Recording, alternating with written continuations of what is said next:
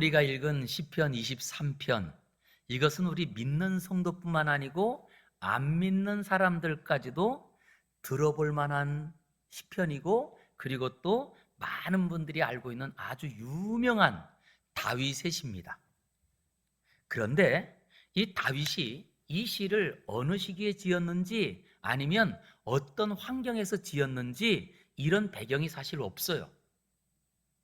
그러나 분명한 것은 다윗이 지었고, 그리고 또 하나는 이 시의 내용도 이게 감사해서 지은 시인지, 아니면 정말 하나님께서 나의 왕이라고 하는 그 왕을 예찬하는 그런 시인지, 어떤 이 시의 성격도 모호합니다. 그러나 여기 아주 중요한 것 하나가 있는데, 다윗이 여기서 뭐라고 고백하느냐라고 했더니 여호와 하나님은 나의 목자시다라고 하는 거예요. 그리고 이것이 얼마나 많은 분들에게 큰 은혜가 되고, 그리고 또한 위로가 되는 말씀인지 모릅니다. 그래서 이 다윗은 짧은 6절밖에 안 되는 내용 속에 그 내용을 보면요, 처음에는 아주 잔잔하고 평화스러운 분위기에 여호와는 나의 목자시고 나를 물가로 인도하고, 그리고 또 푸른 초장으로 인도하며, 그리고 점점 이렇게 시작하지만 그 끝에 가면 아주 극도로 긴장감 있는 상성곡성을 이루면서 거기서 번쩍 하나님께 두 손을 들고 찬양을 하는 이런 내용으로 기록이 되어 있어요. 그러면 진짜 두 손을 놓고 찬양하는 그런 내용이 어디 있을까? 그것이 5절이에요. 5절. 자, 한번 같이 읽어보겠습니다. 시작. 주께서 내 원수의 목전에서 내게 상을 차려주시고 기름을 내 머리에 부으셨으니 내 잔이 넘치나이다. 할렐루야. 예, 이게 그냥 저절로 나오잖아요. 내 잔이 넘치나이다. 그러면서 바로 이 다윗이, 원래 그가 지금 지은 다윗의 그 고백은 뭐냐? 하나님은 나의 목자기에 나는 부족함이 없었습니다. 하나님이 나를 푸른 초장 쉴 만한 물가로 인도해 주시고, 자기 이름을 위하여 내 영혼을 소생시켜 주시고, 그리고 의의 길로 인도하시고, 사망의 음침한 골짜기로 다닐 때에도 하나님께서 나를 지켜주시어서 주의 지팡이와 막대기로 악한 세력들을 물리쳐 주셨습니다. 그런데 여기서 끝나지 않아요. 여기서 지금까지 주신 것보다 더 큰 고백을 하면서 더 차고 넘치는 은혜가 있었습니다. 그것이 무엇이냐라고 했더니 내 원수의 목전에서 내게 상을 차려주시고 내 머리에 기름을 부으셨으니 내 잔이 넘치나이다. 그러면서 이 다윗이 내 잔이 넘치나이다 이 고백을 해요. 저는 우리 성도님들도 정말 오늘도 예배하고 하나님을 찬양하고 말씀을 들으면서 두 손을 번쩍 들면서 내 잔이 넘치나이다, 이런 고백이 저와 여러분에게도 일어나기를 주의 이름으로 축원합니다. 자, 그러면 우리가 이렇게 내 잔이 넘치는 이 고백을 했던 다윗이 무엇으로 이런 고백을 하느냐라고 했더니 5절에 보니까 두 가지예요. 먼저는 내게 상을 차려주시고, 그리고 기름을 내 머리에 부으셨으니 내 잔이 넘칩니다. 이 말이 넘친다, 이 말이 뭘까요? 이건 다윗에게 시적인 표현으로 이런 고백이에요.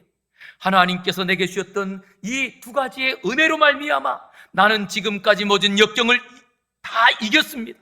하나님, 나로서는 도저히 헤어나올 수 없는 그런 깊은 수렁에서도 하나님 내가 빠져나올 수 있었고요, 그리고 또한 넘어졌다가도 일어납니다. 죄를 범한 자리에도 오히려 회개하면서 하나님의 은혜로 살아갑니다. 이런 고백들이 내 잔이 넘치나이다 라고 하는 고백이에요. 저는 우리 성도님들에게도 연약한 자리에 하나님의 은혜로 일어나고 치유되고 날마다 찬송으로 늘 부활의 삶을 살며 내 잔이 넘치나이다, 이 고백이 우리에게도 있기를 원합니다. 자, 그러면 이렇게 고백하는 다윗에게 그 두 가지 중에 첫 번째가 뭐냐라고 했더니 내게 상을 차리셨다는 거예요. 상을 차리셨다. 옛날 개역 성경에서는 내게 상을 베푸시니, 그랬더니 상을 베푼다라고 할 때 뭔가 특별한 상을 주는 줄 알았어요. 그런데 상을 차려주시니 그랬더니 이게 이 상이 무슨 상이에요? 밥상이에요. 원어를 보면 원어에도 술한이라고 하는 이 단어가 밥상, 아주 평범한 밥상을 차려준 거예요. 근데 차리다라고 하는 용어가 이게 좀 독특해요. 동사로서요, 뭔가를 길게 늘어놓다 이런 말이에요. 이 뭔가를 길게 그냥 쭉 한 줄로 늘어놓는 게 아니라 길게 꽉 차게 늘어놓았다. 이럴 때 쓰는 말이 이게 지금 오늘 내게 상을 차려주시니 이 말이에요. 그러면 자, 밥상에 한두 가지 우리가 밥상 차려서 먹어 그럴 때 이 말은 뭐예요? 우리가 한두 가지 음식을 놓고 국, 밥에 반찬 몇 개 넣고 밥상 차려서 이 말이거든요. 근데 오늘 성경의 본문은 그 정도가 아니에요. 이 상에다가 상다리, 우리나라 말로 말하면 상다리가 부러질 정도로 음식을 차려놓은 거예요. 그래서 그 상을 보면서 뭐라고 하느냐? 내 잔이 넘치나이다. 이걸 보니까 다윗이 음식 먹을 욕심이 많았던 사람? 이라고 생각할까요? 그런 것 같죠? 그런데요, 그러면 진짜 이 다윗이 그 당시에 배가 고팠을까? 좀 부족한 게 있었을까? 라고 했더니 안 그런 것 같아요. 왜냐? 1절에 여호와는 나의 목자시니 내게 부족함이 있어요, 없어요? 없다고 하잖아요. 그러니 실제로 이 다윗은 지금 이렇게 하나님께서 밥상을 차려준 그 자리에 뭔가 배고픈 상태거나 육신적으로 굶주린 그런 관계가 아니라는 거예요. 그럼에도 불구하고 뭐라고 하느냐? 언제나 하나님이 밥상을 차려주시는 그 자리에는 우리에게 힘이 됩니다. 나에게는 용기가 됩니다. 이런 고백이거든요. 우리가 지금도 이 땅을 살아갈 때 정말 먹을 거 없어가지고 나는 오늘 한 끼 먹는 게 어려워, 이런 분들은 요즘 없는 것 같아요. 아니 그런가 하면 나는 잘 집이 없어, 이런 분도 사실은 없는 것 같아요. 그럼에도 불구하고 우리가 잠자려고 하면 잠을 못 자고, 그리고 먹어도 소화가 안 되는 우리의 삶의 불편한 이야기가 얼마나 많나요? 그런 중에 우리에게도 그런 거예요. 하나님이 차려주신 밥상을 먹기만 하면 우리에게 용기가 나고 힘이 납니다. 이것이 다윗의 고백이거든요. 저는 오늘도 하나님이 차려주신 이 예배의 밥상 안에 찬양과 말씀과 기도를 통하여 우리 성도들이 하나님이 차려주신 이 밥상을 받고 힘이 나서 우리의 모든 염려들을 이기고 날마다 승리하는 내 잔이 넘치나이다, 이런 고백을 하는 저와 여러분 되기를 원합니다. 자, 그런데 이런 이 먹는 것이 얼마나 유익하냐 그랬더니 요한계시록에 보니까요, 요한계시록의 마지막에 7교회를 소개하면서 예수님께 칭찬을 한마디도 받지 못한 교회가 하나 있었어요. 그 교회가 라오디게아 교회입니다. 이 교회는요, 실제로는 물질적으로 어렵지 않고 부족함이 없는 교회였지만 거꾸로 그렇게 부족함이 없다 보니까 곤고하고 가난하고 가련한 눈먼 것, 자기들이 피폐한 것을 알지 못하는 영적으로는 교만한 교회였어요. 그런데 이렇게 영적으로 교만한 그들을 주님께서 책망합니다. 책망합니다. 그렇게 책망하면서 너희는 뜨겁든지 차든지 하라. 이 교회가 미지근하게 완전히 열정이 식어버린 거예요. 아마 우리의 지금 현 실정이 그렇지 않을까라는 생각이 들어요. 우리가 옛날에 어땠나요? 정말 보릿고개를 넘으면서도 하나님 앞에 예배드리고, 그리고 말씀 듣기 위해서 몇 날을 걸어와서 말씀을 들으면서 부흥회를 하면 그냥 다른 데 집에도 가지 않고 그곳에서 밥해 먹으면서 부흥했던 그런 때가 있었어요. 우리 청평은 대한민국의 기도하는 처소였잖아요. 명절 때만 되면 사람들이 미어 터졌던 데가 우리 청평이기도 하잖아요. 그러나 지금은 어떻습니까? 사람들이 점점 등 따시고 이제는 우리가 주거환경 때문에 어디서 살까 고민하지 않아요. 점점 그랬더니 우리의 신앙의 열정들이 식어지네요. 뜨겁지도 않고 차지도 않고 미지근한 이런 신앙이 마치 우리 교회 같아요. 우리 신앙 같아요. 이럴 때 주님께서 그 교회를 책망하시면서 다시 한번 그 자리에 닫혀졌던 마음의 문을 열고 미지근한 마음이 뜨거운 열정으로 회복되는 방법, 이거 한 가지를 가르쳐줘요. 우리의 신앙이 뜨거움이 회복되는 방법이 하나 있는데 요한계시록 3장 20절이에요. 우리 한번 읽어보겠습니다. 자, 3장 20절 시작. 볼지어다 내가 문 밖에 서서 두드리노니 누구든지 내 음성을 듣고 문을 열면 내가 그에게로 들어가 그와 더불어 뭐예요? 그는 나와 더불어. 자, 이거 중요한 거예요. 무엇으로 회복되느냐라고 할 때 육신의 피곤함은 우리가 밥을 먹으면 힘이 나요. 그것처럼 우리의 영적인 피곤함, 우리의 영적인 이 침체는 무엇으로 회복되느냐? 하나님이 차려주시는 밥상을 우리가 맞이할 때, 하나님이 준비한 그 양식을 먹을 때 우리가 살아난다는 거예요. 저는 그래서 우리 성도님들이 하나님의 말씀이 들을 때마다 그 말씀이 우리에게는 방망이 같고, 그 말씀이 들을 때마다 그 말씀이 나에게는 영의 양식, 꿀과 같아서 그 말씀으로 회복되고 그 말씀으로 먹고 일어나는 은혜가 있기를 주의 이름으로 축원합니다. 자, 이렇게 우리의 식어진 열정이 하나님이 차려준 밥상으로 회복되는데, 다윗은 그뿐만 아니에요. 하나님이 차려준 밥상을 어디에서 차려줬다고 말하느냐라고 했더니 여기 강조되는 말이 있어요. 누구 앞에서 차려줬다고요? 원수의 목전에서 차려줬다는 거예요. 원수의 목전에서. 이게 무슨 말이냐? 옛날 어떤 동네에 철수라고 하는 아이가 있었는데, 이 철수라고 하는 꼬마가 지나가다가 동네 깡패를 만난 거예요. 그런데 그 동네 깡패가 이 철수를 죽이겠다고 칼을 들고 쫓아오네요. 그러니까 이 철수가 어떻게 됐을까요? 기겁을 해가지고 막 도망가면서 자기 집으로 들어갔어요. 그런데 이 깡패가 철수네 집까지 막 들어온 거예요. 그래서 집으로 딱 들어갔는데 그때가 저녁 때였어. 집에서 아버지가 저녁상을 차려놓고, 그리고 딱 저녁상을 딱 차려놓은 그때에 이 철수가 딱 들어오니까, 야, 너 어디 갔다 이제 와? 빨리 와서 밥 먹어. 그런데 지금 거기 누가 들어와요? 깡패가 칼을 들고 들어왔단 말이에요. 그런데 제가 여기서 말씀 하나 안 드린 게 있어요. 이 철수네 아버지가 깡패 잡는 경찰서장이었던 거예요. 어떻게 됐을까요? 깡패들이? 그런 상황이에요.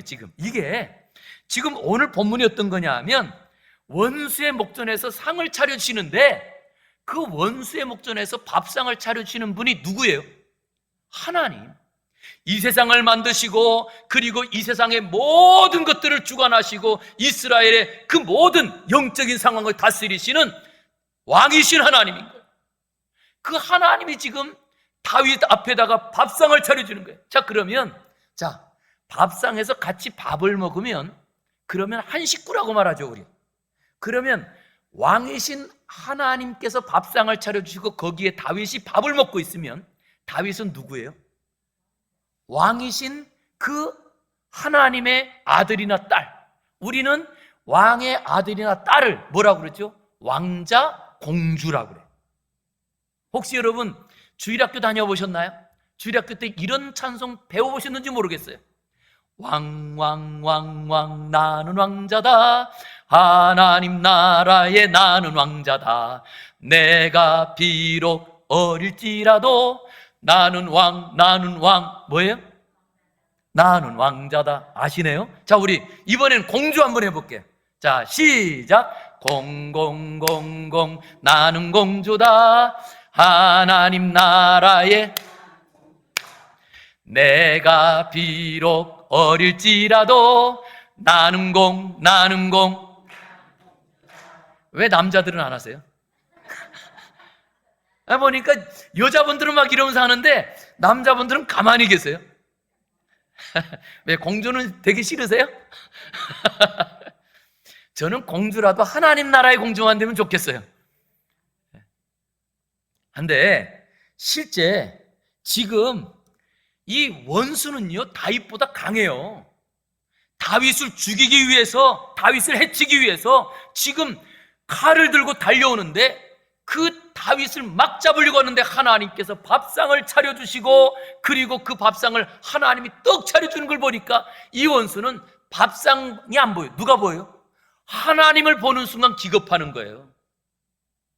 저는 우리 성도님들이 오늘도 내가 하나님의 자녀요, 내가 하나님의 자녀로서 이 땅을 살아가는 자리에, 우리가 나아가는 자리에 하나님께서 우리 앞길을 막아주시고 우리 앞길 가운데 필요한 것들을 채워주시어서 언제나 우리는 하나님의 자녀라는 사실을 먼저 확인하고 깨닫는 은혜가 있기를 주의 이름으로 축원합니다. 자, 내가 어떻게 하나님의 자녀예요? 이유는 딱 하나예요. 영접하는 자, 예수님을 모셔드린 사람, 곧 그 이름을 믿는 자들에게는 하나님의 자녀가 되는 권세를 주셨으니 할렐루야. 그래서 실제로 우리는 하나님의 자녀입니다. 이제는 나 혼자가 아니에요. 나는 내가 나가는 순간 뒤에 누가 계시냐? 하나님이 계신 거예요. 그러니 원수들이 나를 죽이려고 하다가도 나는 한 방 때리면 그냥 없어질 것 같은데 내 뒤에 하나님 보고는 때리려다가 깜짝 놀라서 이럴 때 뭐라 그러죠? 한 길로 왔다가 몇 길로 도망가요? 10길로. 예. 한 길로 왔다가 100길로 도망가는 그런 은혜가 있기를 주의 이름으로 축원합니다. 그게 바로 저와 여러분이에요. 다윗은 그걸 경험한 거예요. 아무리 원수가 나를 죽이려고 한다 할지라도 하나님이 내 앞에 상을 차려주시고 하나님이 나를 보여주시니 누가 나를 괴롭히랴. 그런데 여기서요, 여기에 끝이 아니에요. 원수 앞에서 밥상을 차려주고 끝난 줄 알았더니 밥상만 차려주는 게 아니고 더 기가 막힌 은혜가 하나 있어요. 그게 뭐냐? 기름을 어디에 부었대요? 내 머리에 부으셨으니. 자, 구약에 사람 머리에 기름을 부을 때가 있었어요. 누구에게 붓느냐라고 할 때 하나님의 사명을 받은 직분자에게 그 직분을 감당하는 공적으로 이 직분을 감당할 때 먼저 그 사람을 기름 부어서 세웠어요. 그런 사람이 3명이 있었는데 그 세 사람의 직분 중에 첫 번째는 선지자. 선지자는 하나님의 말씀을 대언하는 사람이죠. 그래서 선지자는 기름을 부어서 세웠어요. 그런가 하면 두 번째는 대제사장. 백성들의 죄를 가지고 하나님께 들어가 다 고백하고 그리고 하나님 앞에 제사하는 그 대제사장을 아버지 대제사장이 자기 아들에게 기름을 부어서 대제사장으로 세웠어요. 또 한 사람이 있는데 왕이에요, 왕. 다윗은 제사장이 아닙니다. 다윗은 선지자가 아닙니다. 그러면 누구로 지금 이 기름을 부은 거예요? 왕으로. 왕이신 하나님께서 원수의 목전에서 지금 이 다윗에게 하나님께서 너는 이제 내 뒤를 이어서 왕이 된 너는 이 나라의 왕이야. 그리고 하나님께서 다윗의 머리에 기름을 부어주신 거예요. 그 순간 이 원수들은 누구예요? 그 원수들의 목숨은 무슨 목숨이에요? 우리 그럴 때 말하죠. 파리 목숨이라고. 아니 지금 원수들이 칼을 들고 막 이 다윗을 죽이려고 왔는데 그냥 하나님이 보여주는 정도가 아니고 하나님께서 하나님의 모든 왕권을 이 다윗에게 부어준 거예요. 그 순간 이 다윗은 왕이 된 거고 그 원수들은 파리 목숨, 죽은 목숨으로 이건 그 자리에 있어서는 큰일 나는 거예요. 이런 자리가 어디냐 하면 깊은 산골에 호랑이가 없는 곳에 누가 왕이라고요? 호랑이가 없는 곳에 토끼가 왕이래요. 이것처럼 어떤 사람은 여우가 왕이다 아니면 또 뭐 내가 왕이다 그리고 자기들이 다 힘센 것 같다 할지라도 호랑이가 한번 나타나가지고 표하는 순간 싹 사라지는 거예요. 바로 하나님이 우리가 아직 우리의 진가를 사람들이 몰라서 그렇지. 여러분, 세상 사람들이 우리를 좀 비난하고 아니면 또 세상 사람들이 교회를 참 몰라가지고 그런 것 같지만 하나님께서 우리 원수들 앞에서 밥상을 차려주시는 정도가 아니라 그 머리에 기름을 부어주시는 순간 우리는 왕 같은 존재로 이 땅에 딱 드러나게 되고 그리고 모든 원수들은 한 길로 왔다가 100가지 길로 다 도망가는 그런 역사가 우리에게 있다는 것을 믿으시기 바랍니다. 그러기에 실제로 우리는요, 이 땅에서 우리의 싸움, 혈과 육과 싸우는 게 아니에요. 악한 원수들, 이 세상의 주관자였던 사탄 마귀와 싸움인데 실제로 사탄 우리는 이길 수가 없지만, 그러나 하나님과 언약 관계에 있어서 하나님과 같이 우리가 식사하는 하나님의 가족은요, 사탄이 털끝 하나 건드릴 수 없어요. 우리는 하나님의 가족, 하나님의 자녀거든요. 아니, 그뿐만 아니라 하나님이 하나님의 힘을 다 부여해 주신 우리는 왕 같은 존재거든요. 제발 그러게 우리 사랑하는 성도님들, 이 땅을 살아가면서 우리 하나님이 지금도 내 뒤에 계시고, 우리 하나님이 밥상을 차려주어 우리를 응원하고, 우리 하나님이 우리에게 이제는 기름 부어 왕으로 세웠으니 이 땅에서 우리를 누가 대적하겠어요? 우리를 누가 고발하고 우리를 그리스도의 산에서 끌을 존재가 어디 있겠어요? 거꾸로입니다. 이 모든 일에 우리를 사랑하시는 이로 말미암아 넉넉히 이기느니라. 할렐루야. 그래서 하나, 목사로서 당부 하나 드릴게요.